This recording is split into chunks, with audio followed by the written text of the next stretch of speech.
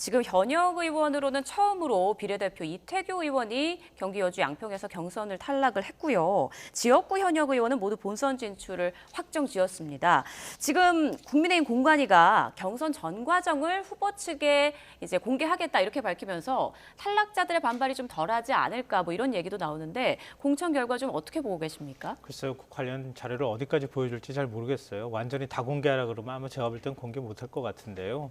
어찌됐든 지금 이제 앞서 말씀하셨던 것처럼 대통령실 뭐 용산 참모들이 가서 이제 경선을 붙은 지역이라 하더라도 대통령실에서 사실 챙겨줄 사람은 저는 따로 있다고 생각하거든요. 행정관을 다 챙겨주기 시작하면 아마 모든 행정관을 다 챙겨줘야 될걸요. 근데 그거는 아닐 것 같고요. 일단 경선을 붙이는 것 정도만 배려해줘도 사실은 굉장히 큰 혜택을 받은 거라고도 사실 할 수 있다고 저는 생각해요. 근데 현역 의원하고 대통령실 행정관 인지도가 거의 없는 그 후보들이 같이 붙어가지고 현역 의원을 이긴다는 건 사실 거의 불가능에 가까운 일입니다. 아주 특별한 경우 아니면 불가능하고요.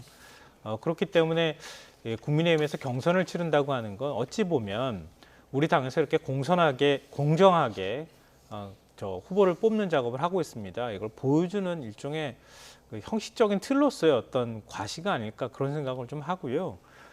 그렇지 않은 지역 같은 경우에도 사실 좀 문제가 될 만한 지역들은 여전히 있어요. 그러니까 질문은 안 하셨지만 말씀을 드리면은 지금 이태규 의원은 말씀하셨던 것처럼 김성교 의원한테 사실 경선에서 졌단 말이에요. 네.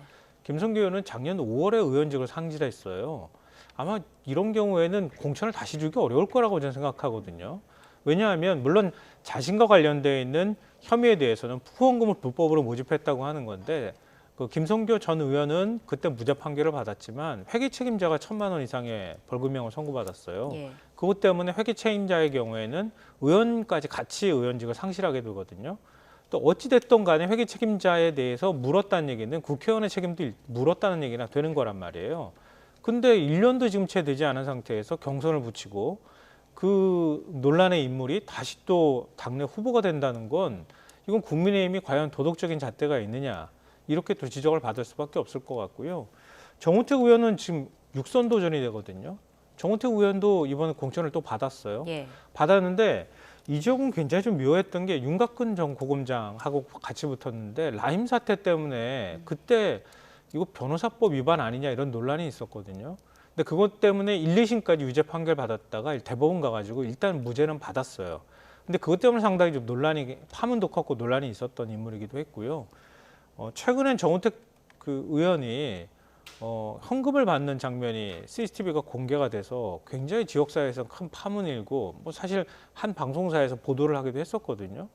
근데 본인은 그걸 후원금으로 돌렸다 이렇게 얘기를 하는데 지역에 있는 카페 사장한테 사실은 일단은 봉투를 받았단 말이에요. 그리고 그 카페에서 회식도 했었고 그러니까 그리고 봉투도 한 번이 아니라 여러 차례 건넸다 이렇게 카페 쪽에서는 얘기를 하고 있는데 그걸 다 후원금을 처리했다 하더라도 이렇게 5선씩이나 되는 다선 의원이 카페 사장의 민원이 있다고 해서 봉투까지 일단 받는 장면이 나온 걸 이걸 도덕성의 잣대로 검증했다고 볼 수 있겠는가.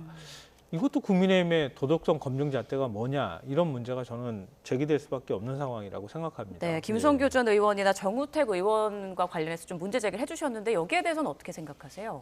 저도 그 부분에 대해서는 당 공천관리위원회에서 좀 엄격한 잣대로 좀 적용을 했으면 좋지 않을까 이런 생각이 들고 이렇게 너무 무난하게 안정적인 공천 이게 과정 속에서는 장점이 있지만은 결국은 그렇게 하다 보면 이제 혁신 공천이 어렵게 되거든요.